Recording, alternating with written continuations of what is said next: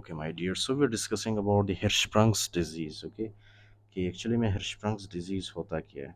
अच्छा, Hirschsprung's disease में क्या होता है? Listen very carefully. Okay, it is basically characterized by congenital lack of ganglion cells in the distal colon. इसका मतलब क्या है कि ये जो हमारे पास कोलोन है, राइट, लार्ज इंटेस्टाइन को हम क्या कहते हैं? कोलोन कहते हैं। इसका जो डिस्टल पार्ट है, ये सिग्मोइड कोलोन वाला एरिया स्पेशली, राइट। यहाँ पे जो हमारे पास माइंटेरिक प्लेक्सस है, जो नर्व फाइबर्स होते हैं, वो एब्सेंट होते हैं, सिंपल। ओके, तो मीजनर प्लेक्सस और माइंटेरिक प्लेक्सस में क्या होता है? एब्सेंट होता है।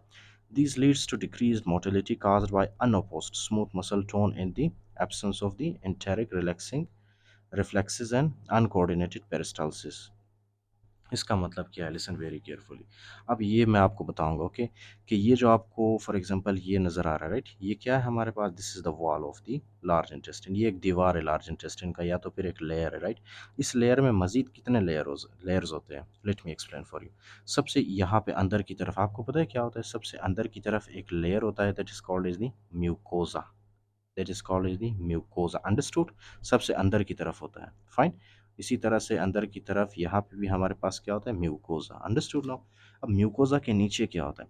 म्यूकोजा के नीचे एक और लेयर होता है यहाँ पे, ओके, एक और लेयर होता है यहाँ पे। That layer is called is the क्या चीज? सब mucosa, simple. Okay, that layer is called is the सब म्यूकोजा, अंडरस्टूड? और यहाँ पे भी होता है सब म्यूकोजा। अच्छा, फिर उसके बाद सब म्यूकोजा के बाद कौन सी लेयर आती है? Let me tell you. उसके बाद आता है हमारे पास स्मूथ मसल वाला लेयर।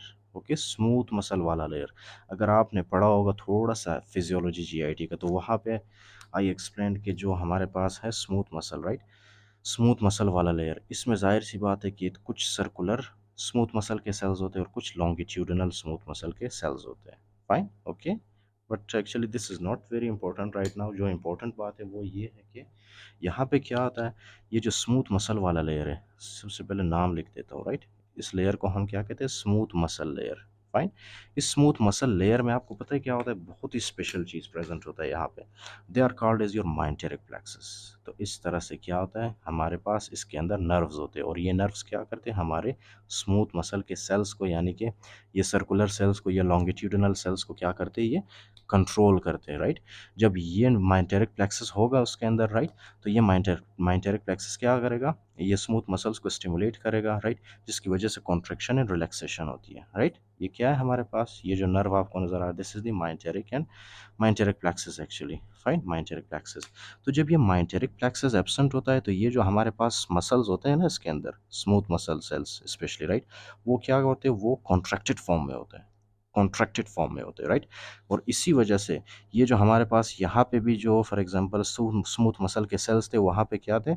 वहाँ पे स्मूथ मसल के सेल्स को कोई माइंटेरिक प्लेक्सस इनर्वेट नहीं कर रहा था, कंट्रोल नहीं कर रहा था, जिसकी वजह से यहाँ पे जो स्मूथ मसल के सेल्स थे वो कॉन्ट्रैक्टेड फॉर्म में थे। कॉन्ट्रैक्टेड फॉर्म में होने की वजह से उन्होंने क्या किया था? रास्ते को बंद कर दिया था। इसीलिए यहाँ पे जितना भी फूड आ रहा था, वो फूड यहाँ पे एक्यूमुलेट हो रहा था, ओके, और रास्ता बंद था, तो वो फूड आगे की तरफ नहीं मूव कर पा रहे थे, अंडरस्टूड? ओके, अच्छा, तो यही बताया गया यहाँ पे, ओके, कि unopposed smooth muscle tone in the absence of enteric relaxing reflexes and uncontrolled peristalsis. Okay, तो एसोसिएशन है इसकी, कुछ एसोसिएशंस है, जैसे कि it is very common in the male sex first of all. Second association है with down syndrome.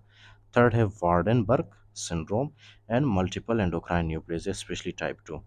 This one I explained in the endocrinology. Okay, especially it is associated with the rate gene mutation. Okay, this is actually present in the US family step 1 also. Okay, it is associated with the rate gene mutation. अच्छा, तो ये associations तो आपने याद रखना ही है। Okay, उसके बाद जब ये जो पेशेंट्स होते हैं, इनका हिस्ट्री या फिजिकल एग्जामिनेशन जब हम देखते हैं, presentation depends on the extent of the aganglionic segment, right? तो presentation obviously किस चीज़ पे डिपेंड करेगा? ए गैंग्लियोनिक सेगमेंट पे, राइट। कि फॉर एग्जांपल ये ए गैंग्लियोनिक, अब यहाँ पे हमारे पास क्या है? यहाँ पे नर्व फाइबर्स एब्सेंट है ना, ओके, माइंटेरिक प्लेक्सस एब्सेंट है, तो इसीलिए हम इस एरिया को क्या कहते हैं? इस एरिया को हम कहते हैं a ganglionic region, okay, right. अच्छा, उसके बाद in units present with failure to pass meconium within 48 hours of birth, accompanied by bilious vomiting and failure to thrive. This is very obvious, listen very carefully. मैंने आपको बताया था कि within 24 to 48 hours, in the last lecture I told you कि एक जो हमारे पास न्यू बॉर्न है, राइट, उसको मेकोनियम पास करना ही होता है, राइट। अगर वो 48 आवर्स से ज़्यादा ले और तब भी उसने मेकोनियम पास नहीं किया, for example, so in that case we will consider कि पेशेंट को हिर्शस्प्रंग डिजीज़ हो सकता है, ओके।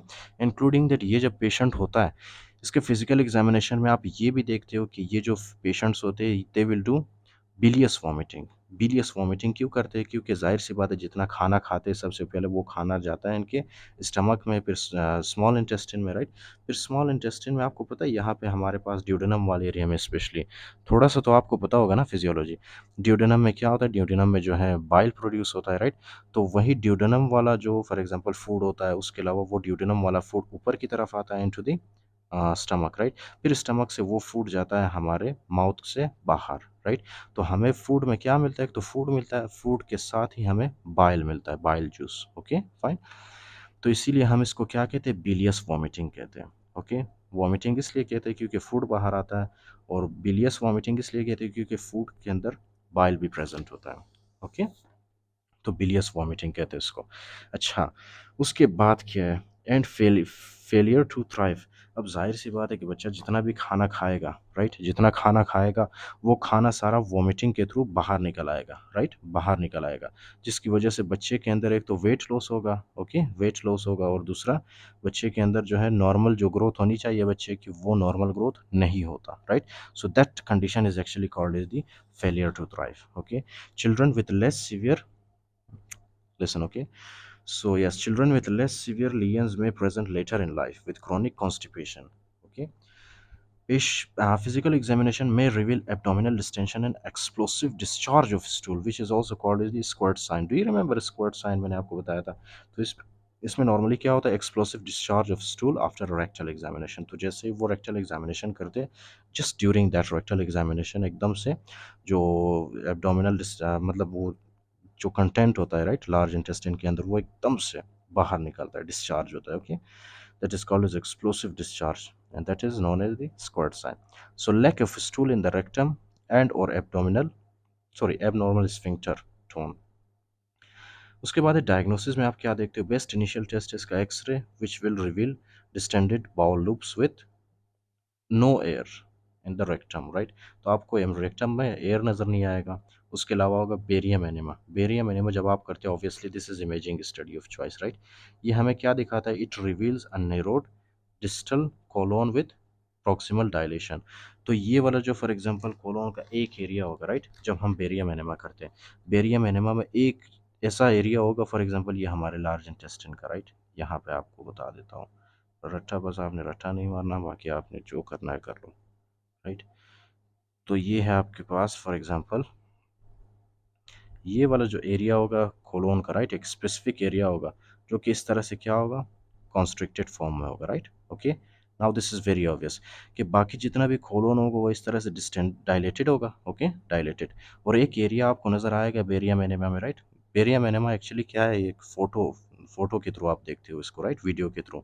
तो ये आपको क्या नज़र आएगा? यहाँ पे जो हमारा लार्ज इंटेस्टाइन है उसका डिस्टल पोर्शन, उसका एक एरिया आपको इस तरह से बिल्कुल कॉन्स्ट्रिक्टेड नज़र आएगा, और उस कॉन्स्ट्रिक्शन के ऊपर वाला एरिया जो आपको है वो किस तरह नज़र आएगा? बिल्कुल डायलेटेड नज़र आएगा, राइट, ओके।